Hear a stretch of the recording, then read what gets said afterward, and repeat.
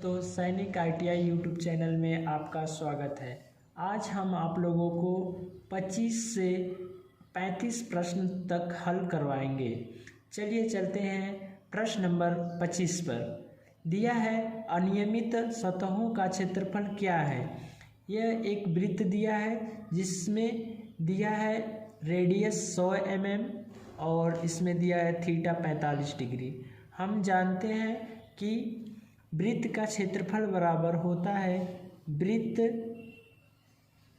का क्षेत्रफल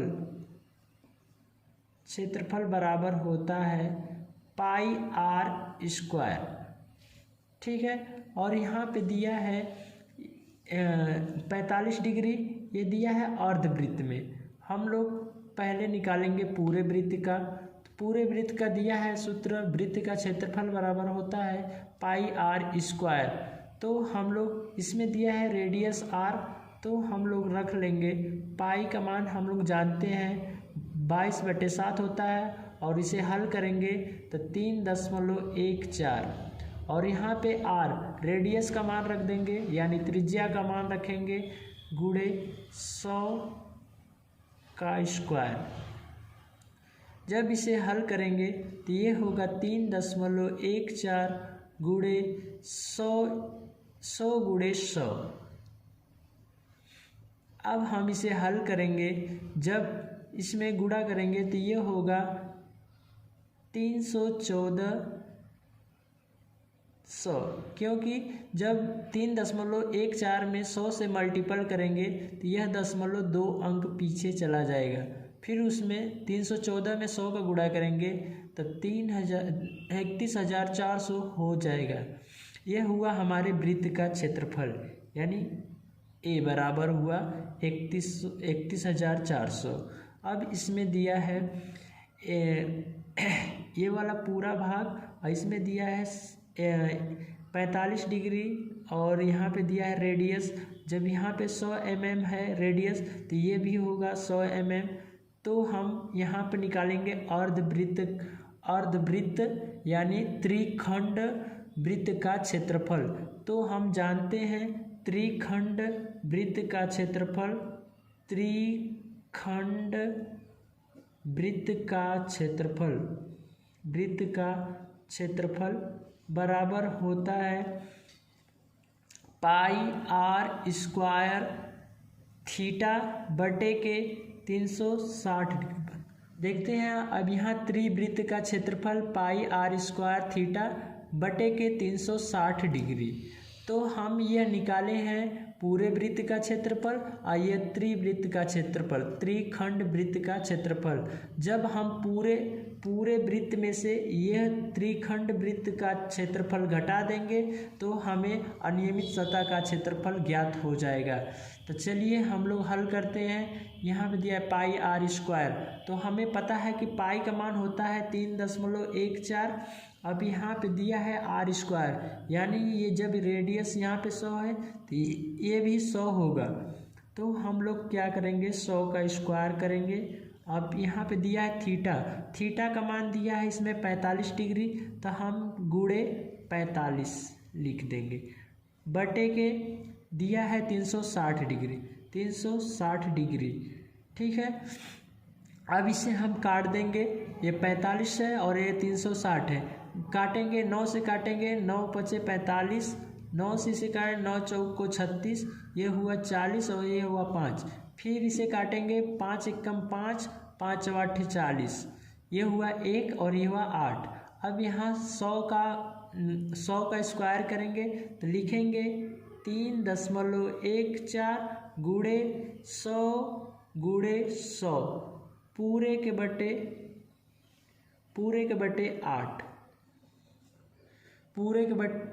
बटे 8। चलिए अब इसे हल करते हैं। जब इसे हम हल करेंगे तो ये होगा 100 का गुणा करेंगे तो ये होगा 314, और ये 100 का गुणा कर देंगे तो ये हो जाएगा 31,400 बटे 8। अब इसे हम काट देंगे, 8 से काटेंगे, 8 त्रिक 24 बचेगा 7 और ये हो गया 4 74 होगा। तो 8 9 72 होगा। फिर 8 दूना 16, 8 25 40। जब 8 से काटेंगे तो ये होगा 39 25। अब हमारा ये हो गया त्रिखंड वृत्त का क्षेत्रफल 39 25 यानी 3925। अब हम लोग क्या करेंगे कि यहाँ पूरे वृत्त के क्षेत्रफल में से त्रिवृत्त का क्षेत्रफल घटा देंगे। पूरे वृत्त का क्षेत्रफल दिया है 31,400, इसमें से घटाएंगे 3925। जब घटाएंगे तो ये बचेगा, घटाने पर बचेगा 27,475। mm में दिया है तो हम लोग लिख लेंगे mm²। तो ये होगा आपका करेक्ट आंसर ए, 27,475 mm²। चलते हैं अगले प्रश्न में। प्रश्न नंबर 26 दिया है छायांकित भाग का क्षेत्रफल क्या है जिसका OD बराबर 38 mm, ID बराबर 32 mm। यानी इसमें दिया है OD का मतलब है बाहरी गोले का मान दिया है 38 mm और अंदर यानी कि ID यानी अंदर वाले गोले का मान दिया है 32 mm। तो हम जानते हैं कि बाहरी दिया है इसमें छायांकित भाग का क्षेत्रफल, यानी कि इस वाले भाग का क्षेत्रफल क्या होगा, जो ये जो दिया है डॉट इस वाले भाग का क्षेत्रफल कितना होगा। तो हम जानते हैं पूरे वाले वृत्त के क्षेत्रफल में से अंतः वाला वृत्त वाला क्षेत्रफल घटा देंगे तो ये हमारा छायांकित भाग आ जाएगा। जानते हैं कि वृत्त का क्षेत्रफल बराबर होता है πr², जबकि इसमें दिया है एक बड़ा वाला वृत्त और एक छोटा वाला वृत्त। तो हम लोग लिखेंगे बड़े वाले वृत्त को लिखेंगे πR²। ठीक है। अब यहाँ दिया है छोटे वाले वृत्त को हम लिखेंगे πR², यानी बड़े वाले वृत्त के लिए लिखेंगे कैपिटल R और छोटे वाले वृत्त को लिखेंगे स्मॉल r। क्या करेंगे, बड़े वाले वृत्त में से छोटे वाले वृत्त को घटा देंगे, हमारा मान आ जाएगा। लेकिन हम लोग यहाँ R का मान दिया है इसमें 38 mm, जबकि यह पूरे 38 mm है जिसे कहते हैं व्यास का आधा कर देंगे हो जाएगा त्रिज्या यानी रेडियस। तो हमें 38 का आधा जब करेंगे तो ये होगा हमारा 19 दूना 38। तो ये हो गया हमारा R का मान, कैपिटल R का मान, यानी पूरे बड़े वाले वृत्त का मान। और यहाँ पे दिया है ID यानी अंतःवृत्त का मान दिया है 32 mm। जब 32 का आधा करेंगे तो ये होगा हमारा 16 दूना 32। तो ये होगा हमारे स्मॉल r का मान हुआ 16 और कैपिटल R का मान हुआ 19। अब यहाँ पे हम लोग pi capital R² minus pi R² पे मान रख देंगे। दिया है pi capital R², capital R के यहाँ हम रखेंगे 19 का स्क्वायर कर देंगे माइनस पाई।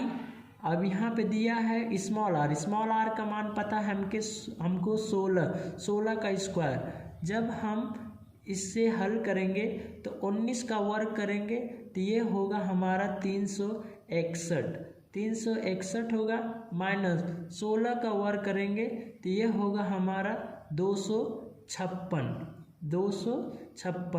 अब क्या करेंगे, दोनों में से पाई को कॉमन कर लेंगे, पाई को बाहर कॉमन कर लिए, यह हुआ 361 माइनस 256।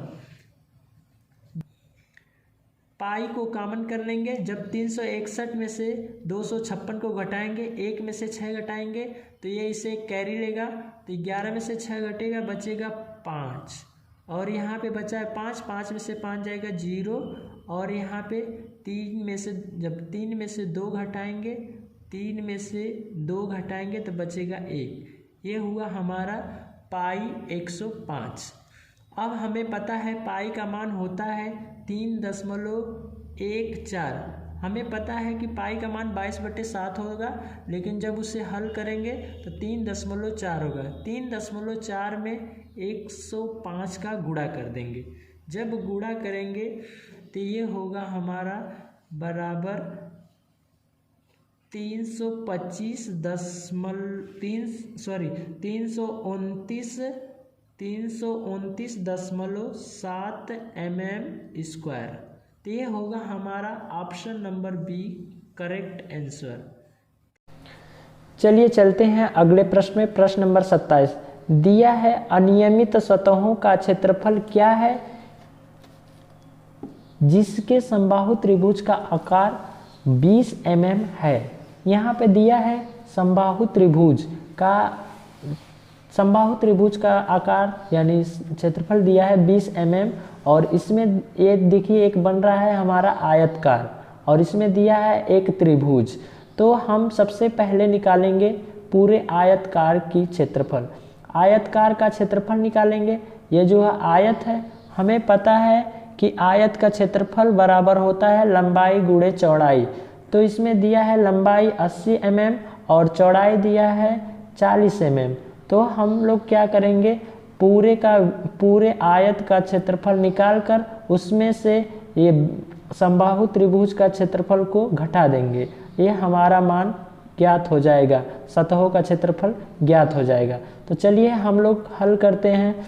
दिया है 80 mm लंबाई और चौड़ाई दिया है 40 mm। तो हम लोग सबसे पहले आयत का क्षेत्रफल निकालेंगे। तो हमें पता है आयत का क्षेत्रफल बराबर होता है लंबाई गुणे चौड़ाई।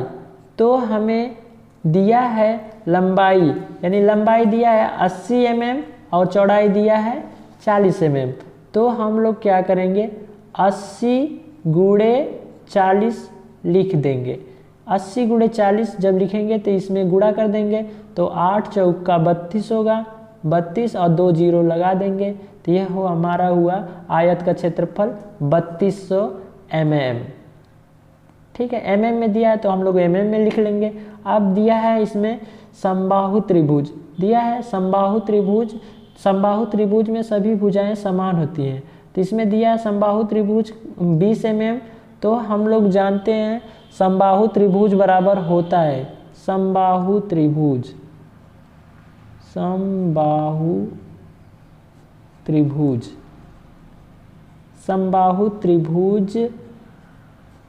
बराबर होता है कड़ी में 3/4 भुजा का स्क्वायर यानी a का स्क्वायर।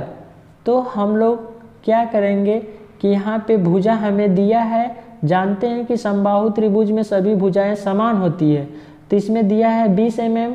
तो हम लोग क्या करेंगे, मान रख देंगे कड़ी में 3/4 गुणे a का स्क्वायर यानी 20 का स्क्वायर कर देंगे।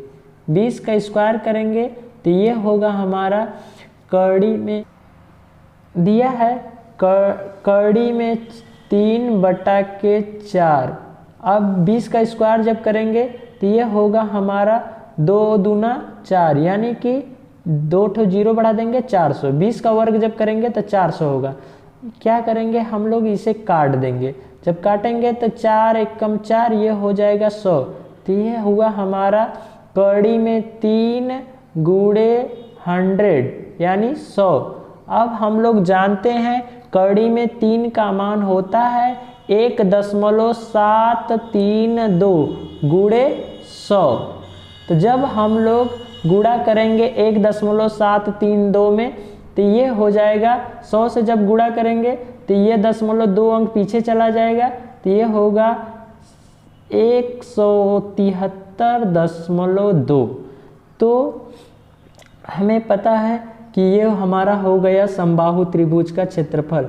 अब हम लोग क्या करेंगे, यहाँ हम लोग आयत का क्षेत्रफल निकाल लिए हैं, यहाँ समबाहु त्रिभुज का क्षेत्रफल निकाल लिए हैं। जब हम लोग आयत में से समबाहु त्रिभुज का क्षेत्रफल घटा देंगे तो हमारा मान पता हो जाएगा। चलते हैं, घटाते हैं। दिया है आयत का क्षेत्रफल 3200 mm, 3200 mm में से हम लोग घटा देंगे 173.2, तो हम लोग 3200 पहले लिखेंगे, फिर इसमें से घटा देंगे 173.2। जब हम इसे घटाएंगे तो ये हमारा मान होगा 3200 में से 173.2 को घटाएंगे तो ये हमारा होगा 3026.8 mm। mm में दिया है तो हम लोग mm में लिख दे, mm स्क्वायर। तो ये होगा हमारा option number C correct answer. Option number C 3026.8 mm square, यानी 3026.8 mm स्क्वायर। चलिए चलते हैं अगले प्रश्न, प्रश्न नंबर 28। छायांकित भाग का क्षेत्रफल क्या है जिसका वर्ग आकार दिया है 300 mm। 300 mm दिया है, यानी कि हमें वर्ग का क्षेत्रफल बराबर दिया है, यानी भुजा। हम जानते हैं कि वर्ग में सभी भुजाएं बराबर होती हैं, तो इसमें दिया है 300 mm, तो हम सबसे पहले निकालेंगे वर्ग का क्षेत्रफल, यानी वर्ग का क्षेत्रफल बराबर होता है वर्ग का क्षेत्रफल। वर्ग का क्षेत्रफल बराबर होता है भुजा का स्क्वायर। भुजा का स्क्वायर, भुजा का स्क्वायर। तो सबसे पहले हम लोग वर्ग का क्षेत्रफल ज्ञात करेंगे, यानी पूरे का क्षेत्रफल ज्ञात करेंगे। फिर इसके बाद जो है वृत्त का क्षेत्रफल ज्ञात करेंगे। हम जानते हैं वृत्त का क्षेत्रफल ये अर्धवृत्त है, तो सबसे पहले हम लोग अर्धवृत्त, यह अर्धवृत्त का भी आधा है, यानी कि अर्धवृत्त का आधा है, तो इसका मान निकालेंगे। तो सबसे पहले हम लोग निकालते हैं वर्ग का क्षेत्रफल। तो वर्ग का क्षेत्रफल निकालेंगे तो ये होगा भुजा का स्क्वायर, जबकि भुजा दिया है 300 mm। हम लोग जानते हैं कि वर्ग में सभी भुजाएं बराबर होती हैं, तो 300 का वर्ग कर देंगे। 300 का वर्ग करेंगे तो ये हमारा हो जाएगा 90,000। 90,000 mm में दिया है तो mm में लिख देंगे। अब इसके बाद दिया है अर्धवृत्त का आधा है, इसे हम जब ऐसे खींचेंगे तो ये होगा अर्धवृत्त यहाँ तक, और फिर इसे खींचेंगे तो ये होगा पूरा वृत्त। यहाँ से यहाँ तक खींचेंगे तो ये होगा अर्धवृत्त, और इसमें आधे वृत्त का भी आधा है, तो यानी 1/4 है। तो हम लोग जानते हैं अर्धवृत्त का क्षेत्रफल बराबर होता है पाई आर स्क्वायर। अब उसका करेंगे तो पाई होगा वृत्त का क्षेत्रफल, यानी इस चौथाई वाले भाग का वृत्त का क्षेत्रफल बराबर होगा पाई आर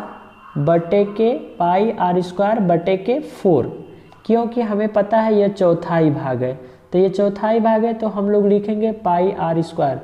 पूर्ण वृत्त का, यानी पूरे वृत्त का क्षेत्रफल होता है पाई आर स्क्वायर, जब चौथाई भाग होगा तो हम लिखेंगे पाई आर स्क्वायर बटे के 4। अब यहाँ पे हम लोग मान रख देंगे, पाई रखेंगे, आर का मान दिया है यहाँ पे देखिए 200 mm, तो हम लोग 200 का क्या कर देंगे वर्ग करेंगे बटे के 4। यहाँ पे लिखेंगे 200 का वर्ग जब करेंगे तो ये होगा 40,000 बटे के 4। जब 4 से काटेंगे तो 4 एकम 4, ये हो जाएगा हमारा 10,000। ठीक है, तो 10,000 होगा 10,000। अब यहाँ हम लोग लिखेंगे पाई गुणे 10,000, 10,000 हो गया। अब हम लोग पाई का मान जबकि जानते हैं कि 3.14 होता है, जब इसमें हम 10,000 से गुणा कर देंगे तो ये हो जाएगा गुणे 10,000। ठीक है, जब हम गुणा करेंगे तो ये होगा, देखिए यहाँ पे 2 अंक पर दशमलव है, तो यहाँ पे ये क्या होगा, इसमें 4 0 है, तो ये 0.2 अंक पीछे चला जाएगा, तो ये हो जाएगा हमारा 3,1,4,0,0। ये 2 0 इसमें मल्टीपल हुआ तो ये दशमलव चला गया यहाँ, और ये 2 0, तो ये हमारा हुआ 31,400।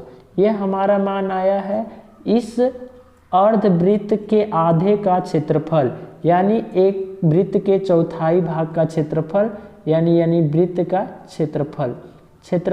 अब हम लोग क्या करेंगे, यहाँ पे हम लोग पूरे आयत का क्षेत्रफल निकाले थे 90,000 में से हम लोग 31,400 को घटा देंगे। तो यहाँ पे लिखेंगे 90,000 इसमें से 31,400 को घटा देंगे 31,400। जब घटाएंगे तो ये होगा हमारा 58,600। तो ये होगा हमारा, ये mm में था तो इसे लिख देंगे mm स्क्वायर। तो हमारा option number D correct answer है। Option number D correct 58,600 mm square. चलते हैं अगले प्रश्न में। प्रश्न नंबर 29 दिया है छायांकित भाग का क्षेत्रफल कितना है। छायांकित भाग यानी इस वाले भाग का क्षेत्रफल। पहले तो दिया है एक आयत, हम जानते हैं आयत के आमने सामने की भुजा बराबर होती है, तो और इसमें दिया है और एक अर्धवृत्त। देखिए ये दिया है अर्धवृत्त और हमें ज्ञात करना है छायांकित भाग यानी ए वाला भाग, ये और ये वाला भाग। तो हम क्या करेंगे, सबसे पहले जो है आयत का क्षेत्रफल निकालेंगे। आयत का क्षेत्रफल बराबर हम लोग जानते हैं कि आयत का क्षेत्रफल बराबर होता है लंबाई गुणे चौड़ाई। तो हम जानते हैं लंबाई, इसमें तो हमें लंबाई दिया ही नहीं है, लेकिन यहाँ पे दिया है 50 mm। ये देखिए यहाँ से यहाँ तक लंबाई दिया है 50 mm। जब ये 50 mm होगा तो ये भी 50 mm होगा, ठीक है। तो ये 50 mm। अब हमें लंबाई तो चौड़ाई तो पता चल गया, लेकिन लंबाई नहीं पता है। तो हम लोग जानते हैं कि यह अर्धवृत्त है। जब इसे हम पूरा वृत्त बनाएंगे तो ये हो जाएगा पूर्ण वृत्त। जब पूर्ण वृत्त में ये दिया है हमारा, समझ लीजिए कि यह है केंद्र से यहाँ तक दूरी दिया है 50 mm। जब ये 50 mm तो ये हो गया हमारा रेडियस यानी त्रिज्या, 50 mm त्रिज्या। तो यहाँ से ये भी त्रिज्या होगा और ये भी त्रिज्या होगा और ये भी, और यहाँ भी एक त्रिज्या होगा 50 mm। तो हमारा ये 50 mm ये हुआ और 50 mm ये हुआ। तो जब इन दोनों लोग को ऐड कर देंगे तो ये होगा 50-50 100 mm, यानी हमारी लंबाई पता हो जाएगी 100 mm। चौड़ाई तो दिया था 50 mm, लेकिन जब आधा यानी 50 mm ये रेडियस और ये रेडियस जब दोनों को जोड़ेंगे तो व्यास हो जाएगा। तो यहाँ से यहाँ तक लंबाई होगी 100 mm। तो हमें पता हो गया लंबाई जो है 100 mm गुणे चौड़ाई तो दिया है 50 mm गुणे 50 mm। जब इसे हम गुणा करेंगे तो ये होगा 5 एकम 5 और 2 जीरो ये और 1 जीरो ये, तो ये हमारा मान आया 5000। ये हमारे पूरे आयत का क्षेत्रफल है। आयत का क्षेत्रफल बराबर पता हो गया 5000 mm। अब हम लोग हल करेंगे इस अर्धवृत्त का क्षेत्रफल हम लोग जानते हैं पाई आर स्क्वायर होता है। अर्धवृत्त का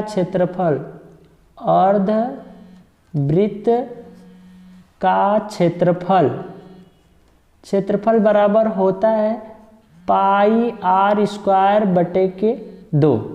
तो हम लोग यहाँ पे मान रख लेंगे, जबकि हमको रेडियस पता है 50 mm, तो हम लोग आर का मान रखेंगे 50 का स्क्वायर पूरे के बटे 2। जब हम इसे हल करेंगे तो ये होगा 50 का जब वर्ग करेंगे तो ये हो जाएगा हमारा 2500 बटे के 2, ठीक है। चलिए हल करते हैं पाई गुणे 2500 बटे के 2। तो हम लोग जानते हैं कि पाई का मान होता है 3.14 गुणे 2500 बटे के 2। जब हम लोग 2 से इसे काटेंगे तो तो सबसे पहले 2 जीरो को इसमें मल्टीपल कर देते हैं, तो ये हो जाएगा 314 और गुणे 25 बटे के 2। जब 2 से काटेंगे तो 2 एक कम 2, अब यहाँ पे बचा 1, तो 2 5 10 और 2 7 14, तो यह हुआ हमारा 157 गुणे 25। जब इसे हम गुणा करेंगे तो यह हमारा मान आएगा 1075 mm में दिया तो लिख लेंगे 1075 mm², यानी 1075 mm, यानी option number D correct answer है, 1075 mm²। चलते हैं अगले प्रश्न में, प्रश्न number 30। 14x + 3y + 25x + 2y। तो हम जानते हैं यह बहुपद का जोड़ है। बहुपद के जोड़ में समान पद को समान पद में जोड़ देते हैं, यानी ऐड कर देते हैं। यानी इसमें दिया है x वाला पद और इसमें दिया है y वाला पद, x वाले पद को x वाले पद में जोड़ेंगे और y वाले पद को y वाले में। तो हम लोग सबसे पहले लिख लेते हैं 14x + 3 यानी 3y + 25x + 2y। जब हम 14x और 25x को ऐड करेंगे तो ये होगा हमारा 39x। ठीक है, अब यहाँ y वाला पद 3y है, यहाँ 2y है। जब 3y और 2y को ऐड करेंगे तो ये होगा हमारा 5y। तो हमारा option number C correct answer है, 39x + 5y। ये चलते हैं अगले प्रश्न में, प्रश्न नंबर 31। दिया है 5a² यानी 5a² b गुणे 8a के पावर 5 यानी 8a के घाते 5 b के घाते 3 का गुणनमान क्या है। तो हम लोग जानते हैं यह बहुपद का गुणा है। तो बहुपद के गुणा में हम लोग क्या करते हैं, गुणा करते हैं, संख्या वाले संख्या को गुणा करेंगे, 8 बच्चे होगा 40, और इसमें दिया है a², इसमें दिया है a के घाते 4, 1 के घाते 5, और इसमें दिया है b और इसमें दिया है b के घाते 3। तो जब हम लोग 8 में 5 का गुणा करेंगे तो पहले सबसे पहले प्रश्न को उतार लेते हैं, 5a² b गुणे 8a के घाते 5 b के घाते 3। जब गुणा करेंगे पहले संख्या वाले संख्या को गुणा करेंगे, 8 × 5 = 40 होगा, 40, और a का गुणा a में करेंगे। हम जानते हैं जब बेस यानी कि आधार समान हो तो घात जुड़ जाता है। तो a के घाते 2 है, a के घाते 5 है, तो 5 और 2 क्या होगा 7। तो 40 a के घाते 7, और इसमें दिया है b और b के पावर कुछ भी नहीं है तो 1 मानेंगे, यानी इसके घात कुछ भी नहीं है तो 1 घात मानेंगे, और यहाँ दिया है b के घाते 3। अब दोनों का आधार समान है तो घातांक के नियम में हम पढ़े हैं कि b जब आधार यानी कि आधार समान हो तो घात आपस में जुड़ जाता है। तो यहाँ पे 1 घात है, यहाँ पे 3 घात है, तो 3 1 क्या होगा 4 घात, यानी b के घाते 4 होगा। तो ये होगा हमारा option number A correct answer, यानी 40a के पावर 7 यानी 40a के घाते 7 b के घाते 4। तो option number A correct answer है। चलिए चलते हैं अगले प्रश्न में, प्रश्न नंबर 32। दिया है कोष्टक में 3x + 15 ब्रैकेट बंद बटे के 5x + 25 का सरलीकृत मान क्या है। तो हम जानते हैं यह बहुपद का भाग है, बटे यानी बटा का मतलब होता है भाग। तो हम लोग लिखेंगे 3x + 15 बटे के 5x + 25। देखिए 3x + 15 बटे के 5x + 25, तो हम लोग x से x काट देंगे तो ये हो जाएगा, ये होगा 3 + 15 बटे के 5 + 25। जब हम 15 में 3 ऐड करेंगे तो ये होगा हमारा 18, और ये होगा 25 में 5 जोड़ेंगे तो 30 होगा। अब यहाँ पे हम लोग क्या करेंगे 18/30 को काट देंगे। तो 18/30 को काटेंगे तो 3 से काटेंगे, 3 छक्का 18 और 3 से 1 काटेंगे, 3 दहा में 30।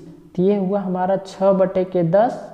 इसे और छोटा भी कर सकते हैं, तो 3 से काटेंगे, 2 से काटेंगे, 2 3 6 और 2 से काटेंगे, 2 5 10। तो ये हो गया हमारा 3/5। तो option number B correct answer है। चलते हैं अगले प्रश्न में, प्रश्न नंबर 33। यदि 13 + x = 20 हो तो x का मान क्या होगा? तो दिया है 13 + x = 20, यानी हम जानते हैं बाएं पक्ष वाले को जब दाएं पक्ष में पक्षांतर करते हैं तो उसका चिन्ह बदल देते हैं। तो 13 को हम लोग पक्षांतर कर देंगे तो यहाँ पे बचेगा x = 20 और 13 को पक्षांतर इधर जब भेजेंगे तो ये होगा 20, ये प्लस था तो यहाँ हो जाएगा -13, 20 - 13। तो x बराबर हमें पता चल जाएगा कि 20 में से 13 घटाएंगे तो बचेगा 7। तो ये होगा हमारा option number B correct answer.